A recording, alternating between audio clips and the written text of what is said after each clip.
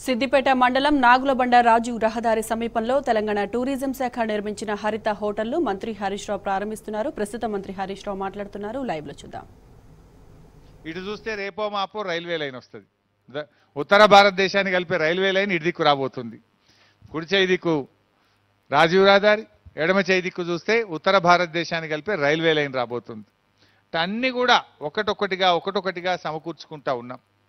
విద్యలో, వైద్యంలో, అన్ని రంగాల్లో కూడా మనం ఇవాళ ఒక్కొక్కటిగా ముందుకు పోతున్నాం. ఇవాళ విద్యారంగంలో చూస్తే అటు ప్రభుత్వ వైద్య కళాశాల, నర్సింగ్ కాలేజీ, ఐటీఐ, పాలిటెక్నిక్ కాలేజీలు, పీజీ కాలేజీ, మహిళా డిగ్రీ కాలేజీ, కస్తూర్బా కాలేజీలు, రెసిడెన్షియల్ స్కూళ్ళు, మోడల్ స్కూల్స్, ఇప్పుడు వెటర్నరీ కాలేజీ రాబోతా ఉంది. ఇట్లా విద్యలో కూడా చాలా మంచి ఇన్స్టిట్యూషన్స్ మనం తెచ్చి మన పిల్లలకు మంచి చదువును అందుబాటులోకి తీసుకొచ్చాం.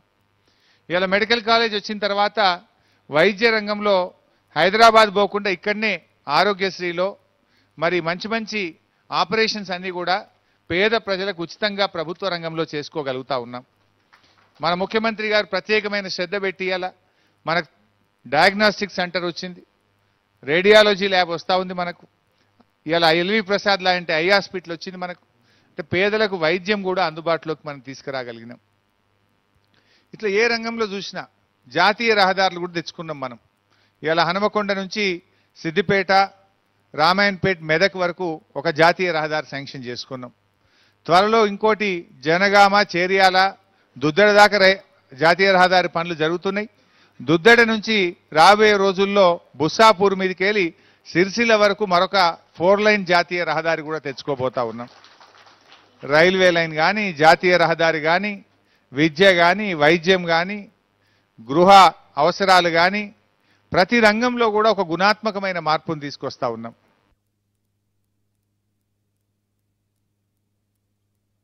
మన స్విమ్మింగ్ పూల్ కావచ్చు, ఇవాళ క్రికెట్ స్టేడియం కావచ్చు, బహుశా ఫుట్బాల్ కోర్టు కూడా రాబోయే వారం 10 రోజుల్లో రెడీ అవుతా ఉంది. ఫుట్బాల్ కోర్టు కూడా పిల్లలకు అందుబాటులో రాబోతా ఉంది.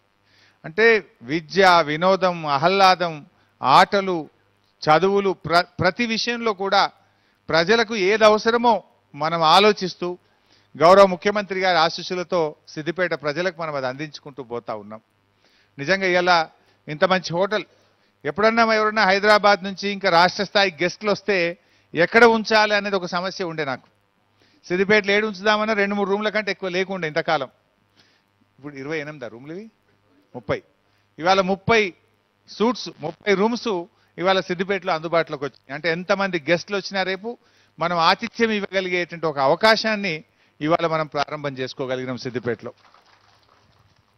ఇలా ప్రజల అవసరాలు ఒక్కొక్కటిగా తీరుస్తున్నాం.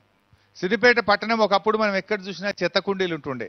ఇవాళ చెత్త కుండీలు లేకుండా చేసినాం. ముందు ఇవాళ పందుల తిప్పలు ఉందంటే పందులు తీసేసుకుంటూ పోయినాం. పందులు పోయినాక కుక్కలతో తిప్పలు అవుతుందంటే కుక్కలకు కుటుంబ నియంత్రణ ఆపరేషన్ షురూ చేసినాం. కుక్కలు పోతున్నాయి సార్ అంటే కోతుల పంచాయతీ చెప్పారు. కోతుల్ని పట్టుకపోయి దాన్ని ఇడిచిపెట్టే ప్రయత్నం చేసినాం. ఈ చెత్త డంప్ యార్డ్ మొత్తం నింపుతుండ్రు సార్ అంటే అసలు చెత్తరహిత పట్టణంగా చేద్దామని తడి చెత్తను బయోగ్యాస్గా తయారు చేసే కార్యక్రమం చేసినాం. పొడి చెత్తను రీసైక్లింగ్ పంపిస్తూ ఉన్నాం. హానికరమైన చెత్తను మరి కాల్చడం కోసం ఇన్సినరేటర్ను కూడా ఇవాళ సిద్దిపేటలో ప్రారంభం చేసుకున్నాం. అంటే చెత్త విషయంలో దృష్టి పెట్టినాం, పందుల విషయంలో దృష్టి పెట్టినాం, కుక్కల విషయంలో దృష్టి పెట్టినాం. ప్రజలకు ఏ ఇబ్బంది, దోమలు ఉండద్దు అనే, ఈగలు తగ్గించాలనే ఉద్దేశంతో అండర్ గ్రౌండ్ డ్రైనేజీ కార్యక్రమం కూడా సిద్దిపేట ప్రజలకు అందుబాటులోకి తీసుకొచ్చింది. అంటే ప్రతి విషయాన్ని కూడా ఇది ఒక కుటుంబంలాగా భావిస్తూ ఒక పెద్ద తన కుటుంబ సభ్యులకు ఏం కావాలని ప్రతిరోజు ఆలోచిస్తుంటాడో మన ప్రజలకు ఆ రకంగా మనం సేవ చేసే దిశగా ఆలోచిస్తూ ఉన్నాం. మన అదృష్టం మనకు ముఖ్యమంత్రిగా కేసీఆర్ గారు ఉండడం, వారి ఆశీస్సులు ఉండడం. ఇలా ఒకటొకటిగా మనం చేసుకుంటూ పోతున్నాం.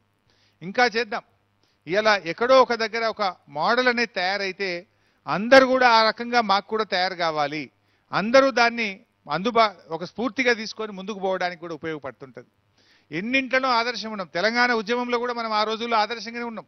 ఉద్యమం జరిగితే ఉద్యమ కాలు వచ్చిందంటే ఫస్ట్ ఈ సిద్దిపేట జిల్లాలోనే, ఈ ప్రాంతంలోనే పోరాటాలు జరుగుతూ ఉండే. ఎక్కడ పోరాటం ఉన్నా మనం ముందుండి ఆ రోజుల్లో దెబ్బలు తిన్నాం, జైలు పడ్డం. ఉద్యమంలో కూడా అదే స్ఫూర్తితో పనిచేసినాం. ఇవాళ కూడా అదే స్ఫూర్తితో పనిచేస్తున్నాం. మరి ఆనాడు రాష్ట్రం కోసం ఉద్యమించినాం, ఇవాళ అభివృద్ధి కోసం ఉద్యమిస్తూ ఉన్నాం. కానీ స్ఫూర్తి మాత్రం అదే, ప్రజలకు సేవ, ప్రజల ఆకాంక్షల్ని నిజం చేయడం కోసమే ఆనాడు రాష్ట్రం కోసం ఉద్యమిస్తే ఇవాళ ప్రజల ఆకాంక్షల్ని నిజం చేయడం కోసం ఇవాళ అభివృద్ధి ఉద్యమాన్ని మనం ముందుకు తీసుకొని పోతా ఉన్నాం. అందుబాటులో ఉండి ప్రజలకు మనం సేవ చేస్తూ ఉన్నాం.